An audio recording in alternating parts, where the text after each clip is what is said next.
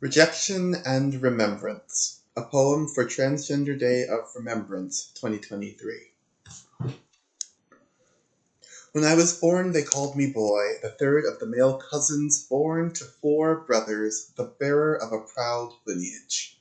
When I was 2, my mother still insisted on dressing me in blue because of how many people still thought I was a girl. When I was 4, I started to learn that commercials for Barbie and My Little Pony weren't meant for me, so I'd plug my ears and sing so I wouldn't be tempted to think otherwise. When I was 6, we don't talk about sex unless we're in therapy. When I was 8, I was told that hugging my boyfriend, my friend who was a boy, was gay. When I asked what that meant, I was told that it was a sin. I knew that sin led to hell. I learned to be afraid of myself. When I was 10, the Southern Baptist preacher told my mom that she needed to teach me how to be more masculine if I wanted to play a construction worker in the church play. We rehearsed line by line in the kitchen. I wonder if he gave me that role for reasons other than my perceived talent. When I was 12, my mother asked me if I wanted to get gender-affirming care. Gynecomastia is the word scientists use when quote-unquote male children develop quote-unquote excessive breast tissue that quote-unquote doesn't belong there. I am no stranger to not belonging in the spaces where I find myself. I rejected the offer. The years come and go. 14, I go under the knife anyway so that I may one day walk straight. 16, oh God, I think I might not be straight. 18, I'm the only guy in this class who likes women. 20, I think I might be a woman. 22, you'll never be a woman, says the nameless account with a stock photo profile picture as if they know me better than I know myself. 24, I'm moving to a place where no one knows me at all except for my girlfriend. 26, I wore a ball gown on our wedding day. We both looked like royalty. 28. We haven't gotten there yet. It's just over the horizon, closer to 30 than I ever thought I'd come. I always thought I would die young, long before I knew the average life expectancy of black trans femmes in the Americas. But here we are, 27. I've reached a point in my transition where my dysphoria, the disconnect between my interior and my exterior, has little to do with appearance and everything to do with how I want to be remembered. If I want to be remembered as kind, am I treating others, including myself, with kindness? If I want to be remembered as wise, do I give counsel that I myself would follow? And if I give sage advice but do not follow it, then what good is wisdom? If I could go back in time to 25, I think I'd tell her that self-love includes loving the past versions of us that got us to where we are.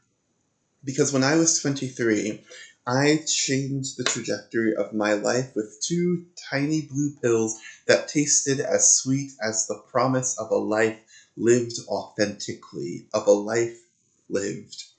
Because when I was 21, the wish I made by candlelight was that one day I would recognize myself in the mirror. Because when I was 19, my sense of self hung on by the thinnest of marionette strings, desperately clinging to everything everyone had ever hoped I would be. Because when I was 17, I was sent out on a mission to impact hearts and minds for Christ. And though the cross no longer adorns my neck nor has a stranglehold on my psyche, I still hope that I'll play some small role in creating a world where those who are hungry and thirsty and outcast and naked and sick and in chains find sustenance and nourishment and belonging and warmth and wellness and liberation from these outstretched hands, never even thinking to ask another human being if they are deserving of it.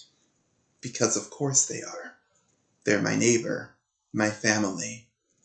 They're me, experiencing the universe from a different vantage point. 14 years ago, I was 15.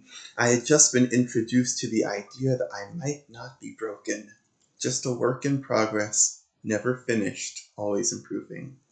A thought like that would have been dangerous at 13 when I considered leaving my church because they voted to affirm that queer love and radical boundless love were not incompatible. Maybe if I'd been taught that at 11, I would have never dreamed of throwing myself off temple walls knowing damn good and well that the angels wouldn't catch me.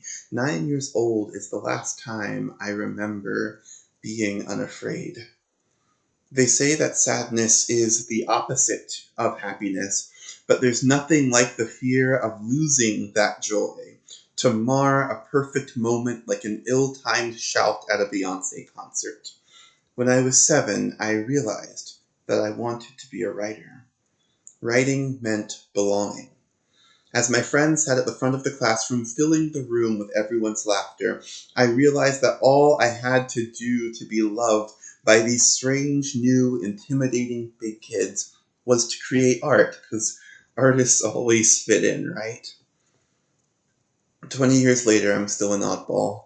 I'm still trying to figure out what it means to belong, but I'm still a writer. We're still friends. We're both queer. When I was 5, I told my parents that I wanted a little brother or a little sister. I didn't care which, and if I'd known there were more than 2 options, I think I would have cared even less. We spend so much time saying, I just want the baby to be happy and healthy, to then risk the health and happiness of those who defy expectations. When I was 3, I told my grandmother, now one of my most outspoken allies, that I was a girl. And she did what so many conservatives today insist that we do with trans children. She tried to tell me who I was. And I did what every trans person hopes every trans child does in response. I lived long enough to tell them who I am.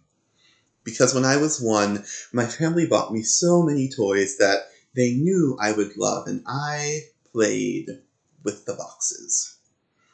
Perhaps boxes have never been the issue. Perhaps the issue has always been forcing people into them. So yeah, after a lifetime of self-discovery forged in the fires of rejection, I'm glad that I rejected gender-affirming care when I was a minor. Not because children don't know what they're talking about, but because even then, especially then, I knew myself.